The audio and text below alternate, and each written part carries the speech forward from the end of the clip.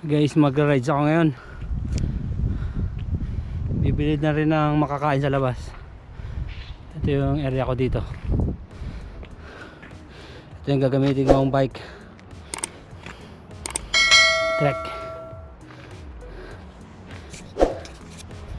Medyo malamig na yung panahon niya, kaya naka-jamba ako. O jacket tawag nila. Ayan, dito yan, puro taniman yung paligid namin dito. Bali, doon yung pinaka-building ko. Doon yung building namin. No? Yan ang gagawin ko ngayon. Mag-iikot. Okay. Samahan niyo ako. Dito ko ikakabit to sa handlebar. At wala akong kabitan dito sa katawan ko.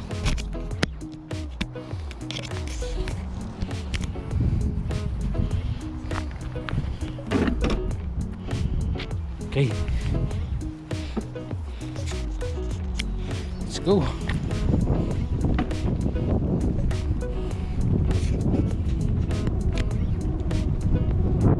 Solo rides lang ngayon, solo rides. At nung nakaraan, sinautol ko yung naggalay.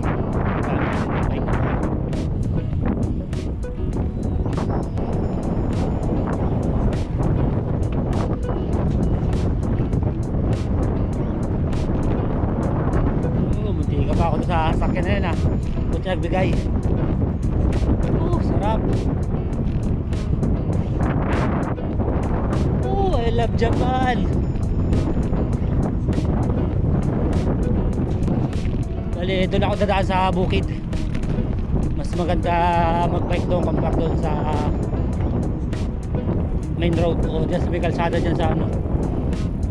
Maraming traffic light. Masarap pag-bike, ganito yung bike.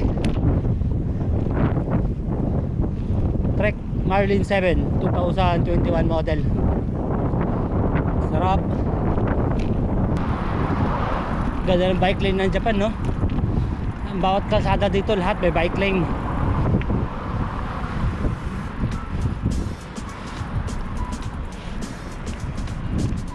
Tadataan.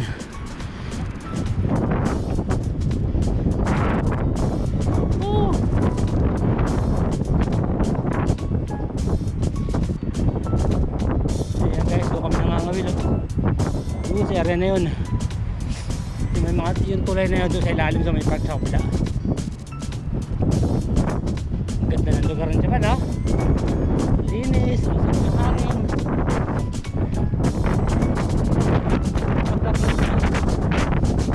Mararanasan mo rin ngayon, ito na yun. Pero madaling lang mag-store sa lugar dito. Parang nag-snow doon sa Nagoya, sa Kipu. Nag-snow na lugar yan. Pero merong ski area dito makakita. Sana nga sa Kipu. Mga 2 araw sa biyahe. Yan, dito palayan na to. Mga greenhouse, kung nakikita yung mga nakakover na mga greenhouse yan, mga farm yan. Kaya tuloy-tuloy pa rin yung kabuhayan ng mga farmers dito. Umaraw, umulan, mapataglamig o tag-init. Pero yung palay dito, once a year lang yan, katulad mga yan, wala na. Ilaan yung palay yan. Pero yung panahon yan, tatanim na naman yan sila mga May. Saan sila magtanim yan? May or June. Anihin na nila mga parting September.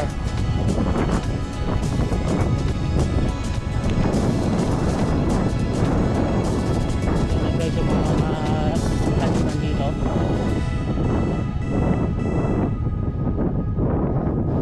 Lahat may dadaanan ng sasakyan, kaya hindi sila hirap magtanim kumpara dyan sa atin sa Pilipinas. At saka napakaganda ng irigasyon nila dito. Hindi sila nagkukulang sa tubig.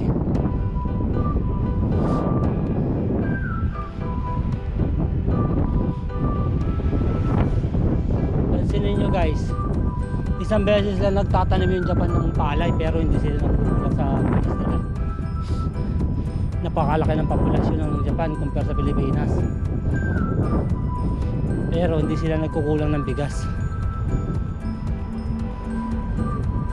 dahil maganda yung mga palayan nila dito. Oh, ayan, mga iba naman dito, mga repolyo. Yan ang isa sa pinakamarami din na tayo nila dito, repolyo, yung mga hindi na nilalagay sa greenhouse. Oh, ganda ng mga daan nila dito.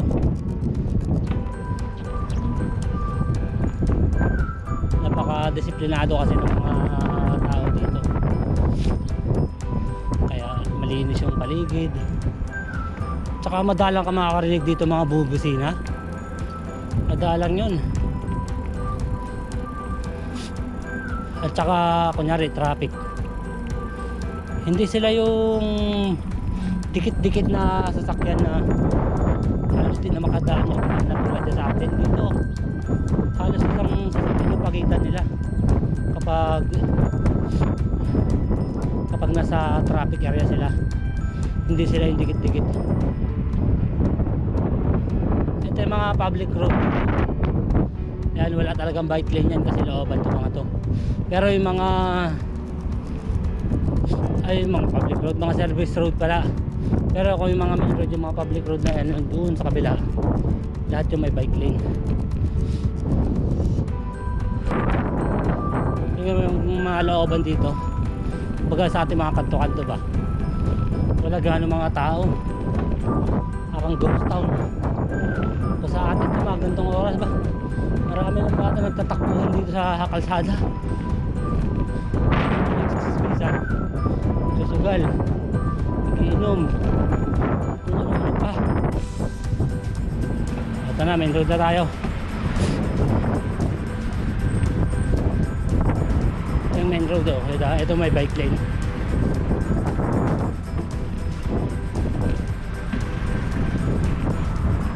Ito yung bike lane. O, tingnan nyo guys, yung nasasabi ko sa inyo pagka sa stoplight, tingnan mo yung pagitan nila. Ayun, oh, pasok pa isang sasakyan sa gitna. Masyadong maluwag.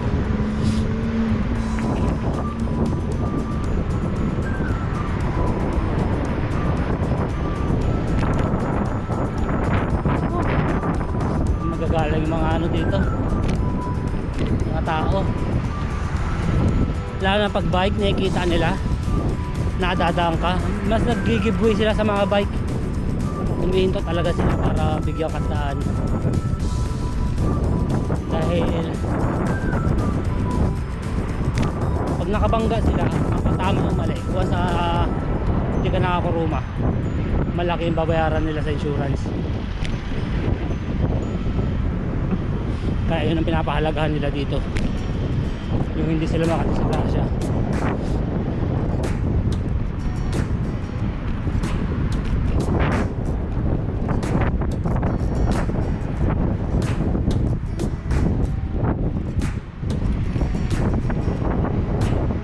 Pachinko yan guys, so pachinko. Okay, pachinko yan sa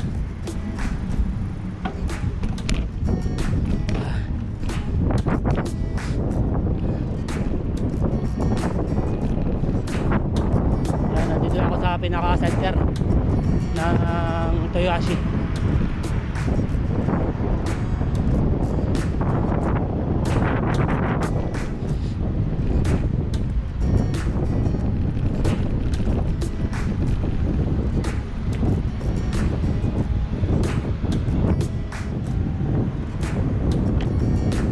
Okay, go.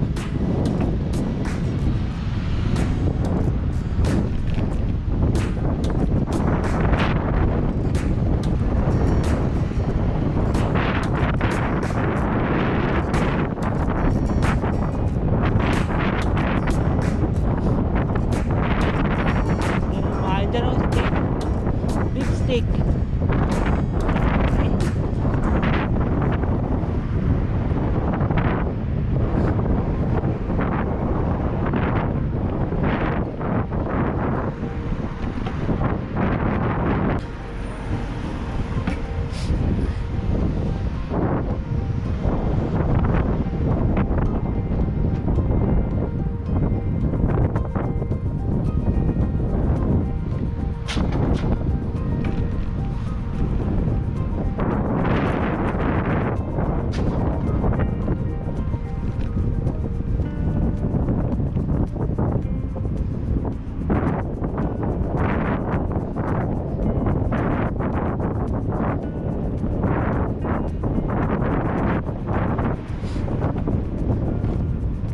bibila ako ng sabon. Yun lang yung ano natin habang nagkikwento.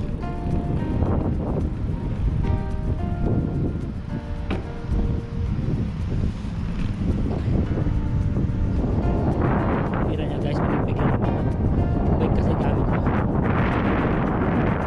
Ngayon pa ba ito mga hapon?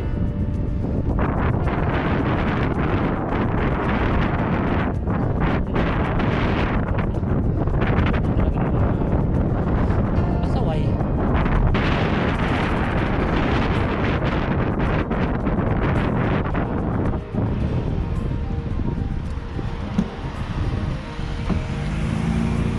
Tulad nun.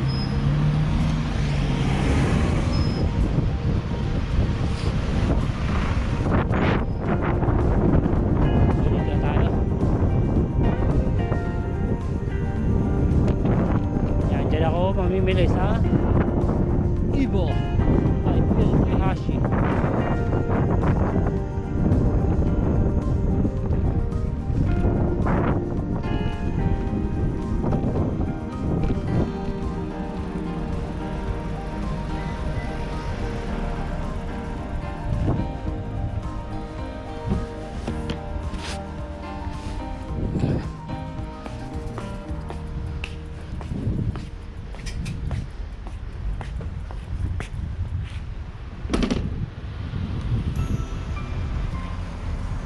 Okay, papatay ko muna.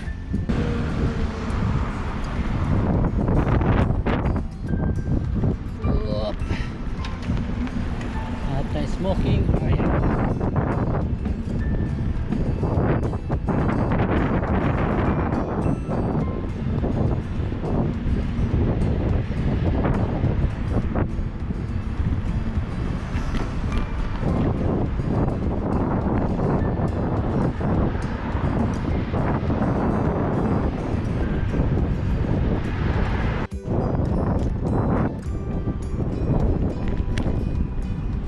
Guys, pauwi na ako.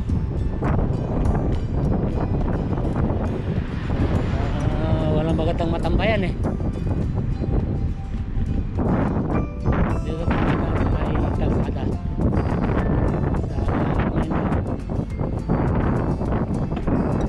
Kanina, nung papunta tayo dito, doon tayo sa Palayan, Calooban. Ngayon pauwi dito naman sa main road para makita nyo rin yung pinagkaiba ng area.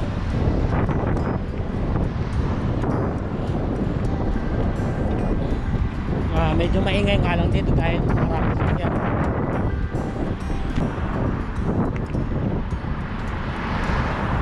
Yung kabilaan yung bike lane.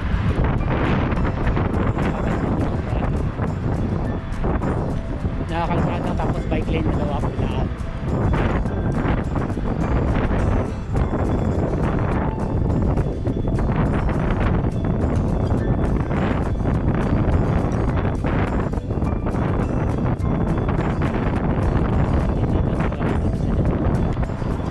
Yung bike lane.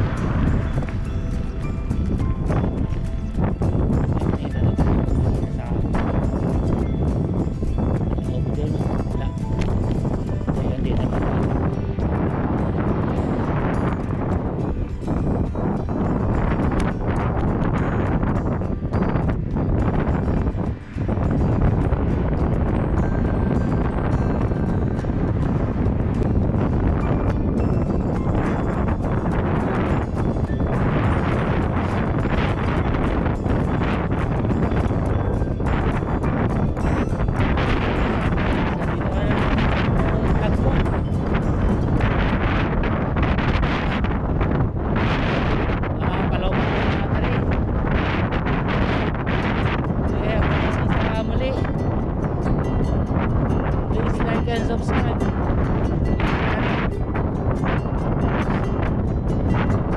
Click mo na rin at marami tayong magandang gagawin pag uwi ng Pinas. Tabayanan yun. Okay, maraming salamat. Hanggang sa muli. Paalam.